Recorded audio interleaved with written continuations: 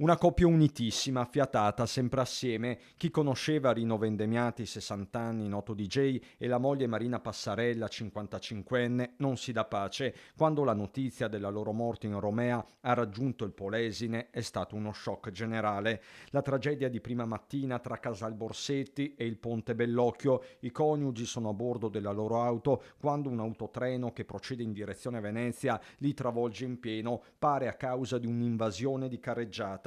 Una traiettoria impazzita, almeno 3 auto e un furgone riescono a schivare il tir finendo fuori strada. L'impatto non lascia scampo a marito e moglie, inutili tentativi di rianimazione da parte dei sanitari, ferito gravemente ma fuori pericolo di vita il camionista, un 32enne ucraino. Conseguenze fortunatamente non letali per altre 4 persone che vengono portate tra gli ospedali di Cesena e Ravenna. Sul posto vigili del fuoco e polizia locale per i rilievi, il tratto di strada viene chiuso con disagi inevitabili. Rino e Marina, una passione in comune per la musica e il ballo, vivevano a Portoviro, dove il sindaco Mario Mantovan ha subito espresso la vicinanza dell'intera comunità, scontata l'apertura di un fascicolo per omicidio stradale plurimo.